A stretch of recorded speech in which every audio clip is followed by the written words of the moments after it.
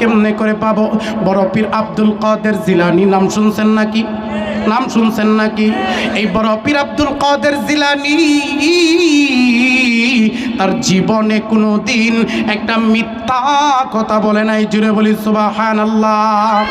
বাবাজি বাবাজি দেখেন না, বড় পীর আব্দুল কাদের জিলানী রহমাতুল্লাহি আলাইহি তিনি কেমন বড় আল্লাহওয়ালা ছিলেন। এই বড় পীর আব্দুল কাদের জিলানী তিনি একদিন তিনার খানকার ভিতরে বসে আছে, এমত অবস্থায় একজন মহিলা কান্নারত অবস্থায় বড় পীর আব্দুল কাদের জিলানীর দরবারে এসেছে। বড় পীর আব্দুল কাদের জিলানী ডাক দিয়ে বলে, মাগো আপনি কেন কান্না করতেছেন? আপনার চোখের ভিতরে কেন পানি? মহিলা ডাক দিয়ে বলে, বড় পীর আব্দুল কাদের জিলানী আপনি যদি আমার কান্নার কারণ জানেন আপনার চোখ দিয়েও পানি পড়তে বাধ্য হবে। এবার আব্দুল কাদের জিলানী ডাক দিয়ে বলে, মাগো তুমি কেন কান্না করতেছো? বলে, বড় পীর আব্দুল কাদের জিলানী আমার বিয়া হয়ে গেছে।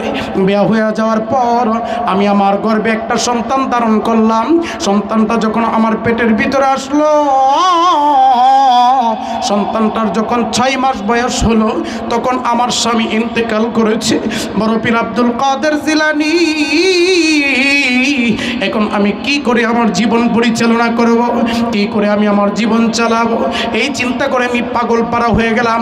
হঠাৎ করে আমার মাথার ভিতরে একটা আইডিয়া আসলো, কি করা যায় কি করা যায়। বলে আমি জিয়ের কাজ নিলাম, মানুষের বাসায় বুয়ার কাজ নিলাম। আরে বাবাজি বড় পীর আব্দুল কাদের জিলানী আমি জিয়ের কাজ করতেছি, বুয়ার কাজ করতেছি। এমনি করে 10 মাস যখন হয়ে গেল, 10 মাস হয়ে যাওয়ার পর আমি সন্তান, একটা মেয়ে সন্তান জন্ম দিলাম। জুড়ে বলি সুবহানাল্লাহ। বড় পীর আব্দুল কাদের জিলানী এই মেয়েটাই ছিল আমার সম্বল। এই মেয়েটার মুখের দিকে তাকায়া আমি আমার কষ্টগুলো বলতাম। এই মেয়েটার দিকে তাকায় আমি কষ্টগুলো বলতাম।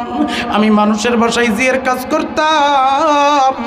আমি যখন সারাদিন কাজ করে বিকালবেলায় বাড়িতে ফিরতাম, আমার এই মেয়ের মুখের দিকে তাকায় কষ্টগুলো ভুলে যাইতাম।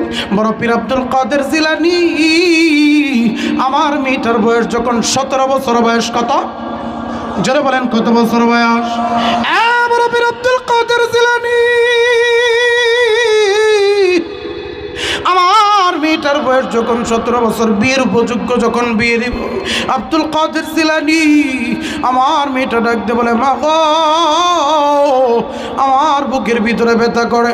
হঠাৎ করে আমার মেয়েটা মাটির ভিতরে শুয়ে পড়লো, সঙ্গে সঙ্গে ইন্তেকাল করছে। ইন্না লিল্লাহি ওয়া ইন্না ইলাইহি রাজিউন। বড় পীর আব্দুল কাদের জিলানী ইসলামের যদি এমন কোনো বিধান থাকতো, নিয়ম থাকতো, মানুষের কবর করে লাশ দেখা যায়, আমি আমার মেয়েটার লাশটা কবর থেকে মাটি সরায় দেখতাম। বড় পীর আব্দুল কাদের জিলানী আমি জানি ইসলামে এমন কোনো নিয়ম নাই মানুষের লাশ কবরের মাটি সরায় দেখা যাবে। আব্দুল কাদের জিলানী গো, আমি আপনার কাছে জানবার চাই এমন কোনো আমল আছে নাকি যে আমল করলে আমি আমার মেয়েকে অন্তত পক্ষে স্বপ্ন যুগে দেখতে পারবো? জোরে বলি মারহাবা। আব্দুল কাদের জিলানী আবার ডাকতে বলে, মা গো এমন একটা আমল আছে যে আমলটা করলে আমার আল্লাহ তোমার মেয়েকে তোমাকে স্বপ্ন যুগে দেখা দেবে। জুড়ে বলি মারহাবা। বাজান বড় পীর আব্দুল কাদের জিলানী রহমাতুল্লাহি আলাইহি এবার ডাক দিয়ে বলতেছে, মাগো তুমি আজকে থেকে কন্টিনিউ সূরাতুত তাকাসুরের আমল করো। আল্লাহাকুমুত তাকাসুর হাত্তা যুরতুমুল মাকাবির। মাগো এই সূরাটা তুমি প্রতিদিন পড়ো, হতে পারে আমার আল্লাহ এই সূরার বদলতে তোমার মেয়েকে স্বপ্ন যুগে দেখা দেবে। জোরে বলি মারহাবা। লম্বা কথা সময় সংক্ষিপ্ত করে দিলাম। বাবাজি বড় পীর আব্দুল কাদের জিলানী রহমাতুল্লাহি আলাইহি এবার মহিলাকে আমল দেওয়ার পরে মহিলা বাড়িতে চলে গেছে। কয়েকদিন আমল করার পরে এই মহিলা রাতের বেলায় স্বপ্ন দেখতেছে সে একটা বিশাল আদার গুহার ভিতরে দাঁড়ায় রয়েছে, চারদিক দিয়ে অন্ধকার, সামনে অন্ধকার, পিছনে অন্ধকার, ডানে অন্ধকার, বামেও অন্ধকার। এই অবস্থায় তিনি নজর করে দেখে সামনের দিকে একটু আলো দেখা যায়। এবার ওই মহিলা সামনের দিকে যখন আলো দেখা যায়, সামনের দিকে কৌতূহলবশত যাইতে লাগছে যে কিরে এত অন্ধকার, এইখানে তো কোনো আলো নাই। সামনের দিকে যখন যাইতে লাগছে কৌতূহলবশত দেখে আলোটা আরও বেশি দেখা যায়। আরেকটু কাছে যখন গেছে শুনে কে যেন কান্না করতেছে। কি করতেছে? জোরে বলেন, কি করতেছে? কান্না করতেছে। এবার মহিলা কৌতূহলবশত আরও সামনে যখন গেছে, গিয়া দেখে ওই যে তার মেয়েটা যে মারা গেছে, বড় পীর আব্দুল কাদের জিলানীর কাছ থেকে জানার জন্য তিনি গেছিল যে আমার মেয়েটাকে স্বপ্ন যুগে দেখতে চাই। তার মেয়েটাকে আল্লাহ রাব্বুল আলামিন আগুনের শিকল পায়ের ভিতরে বাইদা উল্টা করে জাহান্নামের আগুনের ভিতরে জুড়ে রাখছে। নাউজুবিল্লাহ। মুসলমান বাবা জিরারে আমার, মহিলা যখন এই স্বপ্ন দেখছে সঙ্গে সঙ্গে মহিলার ঘুম ভাঙিয়া গেছে।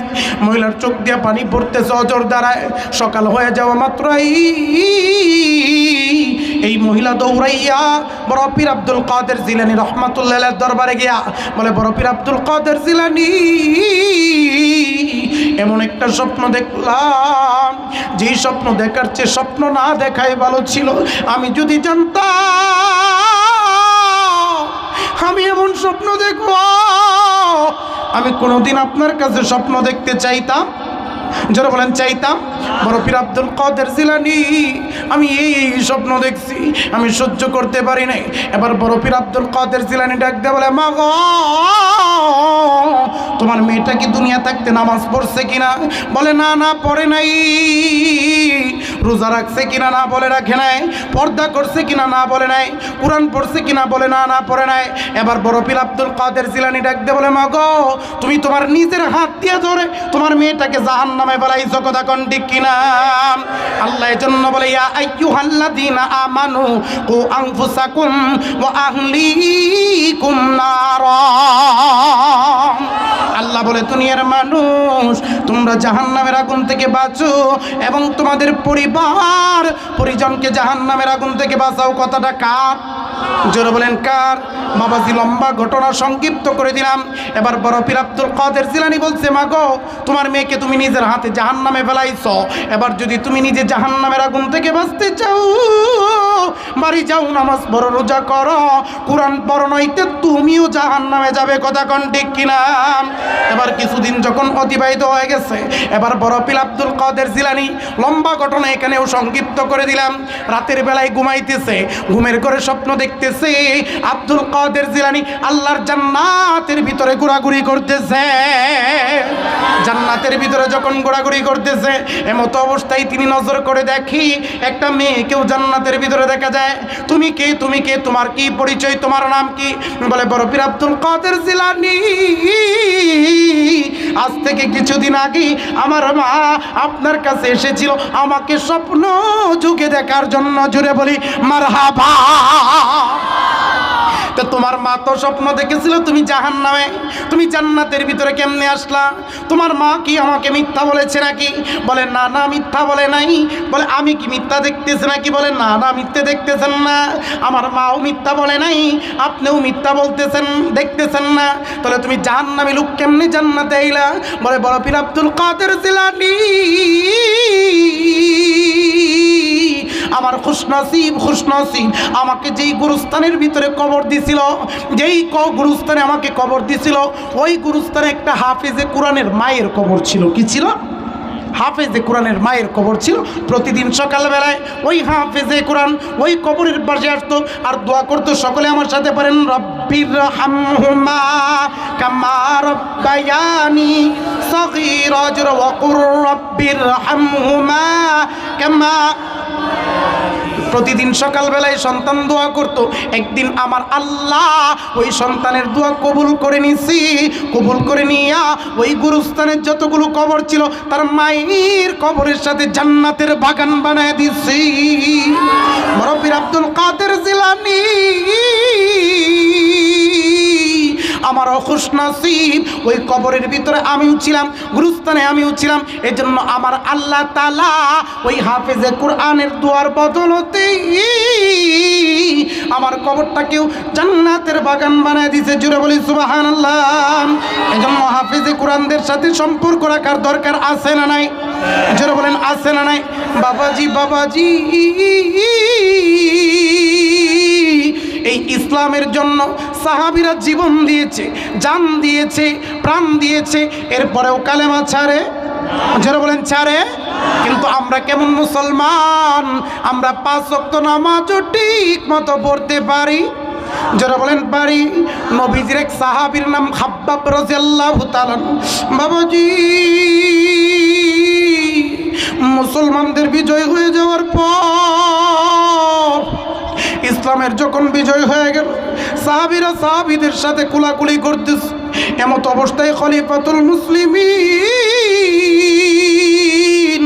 আমিরুল মুমিনিন হযরত ওমর রাদিয়াল্লাহু তাআলা নবীজির একজন সাহাবীর সাথে, তার নাম খাব্বাব, কোলাকুলি করতেছে। কোলাকুলি করার পর পিঠের ভিতরে যখন হাত দিছি, হাতগুলো গর্তের ভিতরে ঢুকিয়া গেছে, পিঠের ভিতরে গর্ত। এবার খলিফাতুল মুসলিমিন আমিরুল মুমিনিন খাব্বাবকে ডাকতে বলে, ভাই খাব্বাব,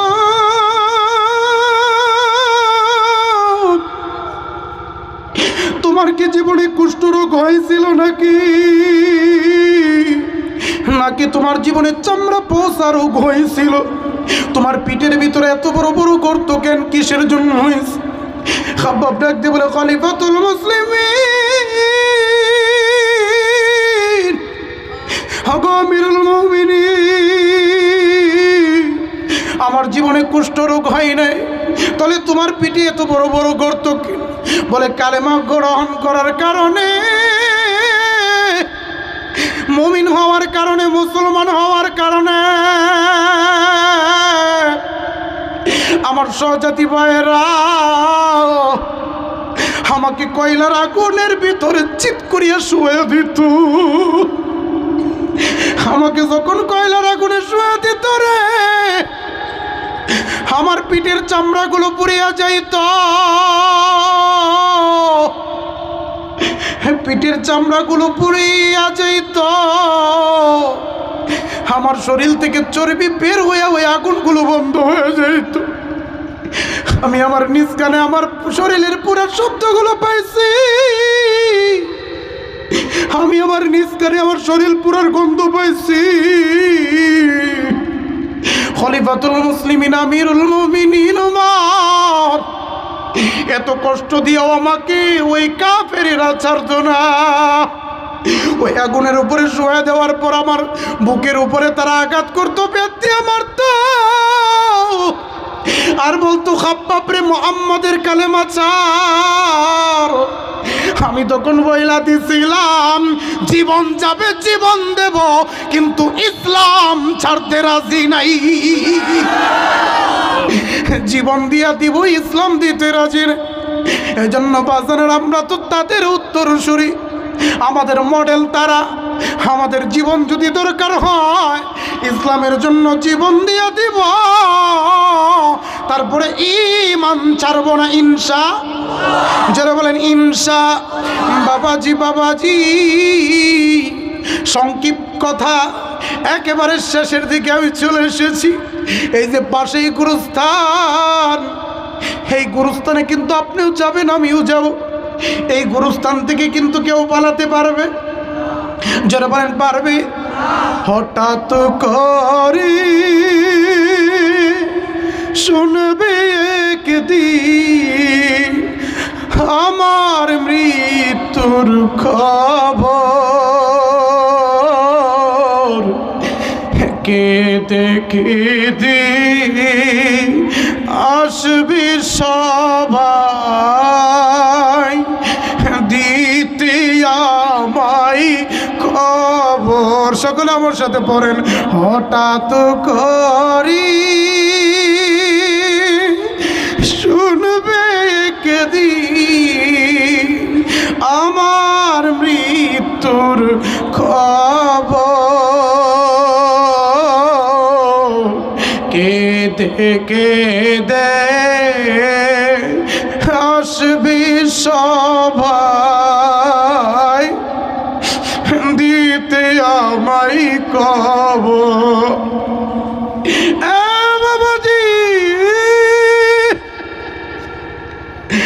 মসজিদের মাকে আজকে এলান হয়ে যাবে, এই এলাকার মুখ আর দুনিয়াতে নাই। সকাল 10টা বাজে জানাজা, বাজার থেকে কাপড়ের কাপড় আনা হবে, বড়ই পাতার গরম পানি করা হবে, আত্মীয় স্বজন সবাই যারে যারে কাঁদবে, কিন্তু কেউ একটা বাড়ির জন্য বলবে না। বাবারে রাখো, কথা কোন ঠিক কিনা? ও বাবাজি, কোন দিকে রওনা করছেন, কোন দিকে যাইতেছে? ওই কবর কিন্তু জায়গা ভালো না। আরে কিশোরগঞ্জের বাবাজিরা রে, কবর কিন্তু আমল ছাড়া চিনবে না, কবর কিন্তু নেকি ছাড়া চিনবে না। ওই কবরে যদি নেকি নিয়ে যেতে পারেন, আমার আল্লাহ তাআলা ওই কবরটাকে আপনার জন্য জান্নাতের বাগান বানিয়ে দিবে। জোরে বলে সুবহানাল্লাহ। এজন্য বাবাজি, এই মাহফিলগুলো দেওয়ার একটাই উদ্দেশ্য, এই মাহফিলগুলো দেওয়ার একটাই মাত্র কারণ, আল্লাহ বলা মানুষগুলোকে যেন আল্লাহওয়ালা বানানো যায়। কথা কোন ঠিক কিনা? ও বাজান, আমি মনিরুল ইসলাম আল মাদানী ঢাকায় চলে যাব, আপনারা আপনাদের এলাকায় থেকে যাবেন। আজকে থেকে ওয়াদা করতে পারেননি? ও মনির হুজুর, ওয়াদা করলাম আজকের পর থেকে আর নামাজ ছাড়বো না। কে কে পারবেন? দুই কানাত আল্লাহকে দেখা দেয়। নারে তাকবীর। ও মালিক, তোমার বান্দাগুলো হাত উঠাইছে, আল্লাহ প্রত্যেকের হাত তুমি কবুল আর মঞ্জুর করে নাও। জুড়ে বলি আমিন। প্রত্যেকের নামগুলো তুমি জান্নাতের খাতায় উঠে দাও। জোরে জোরে বলি আমিন। ভাই, অনেক রাত হয়ে গেছে, সময় সংক্ষিপ্ত। আমি জানি আপনার অনেকক্ষণ চাতক পাখির নেই বসেছিলেন,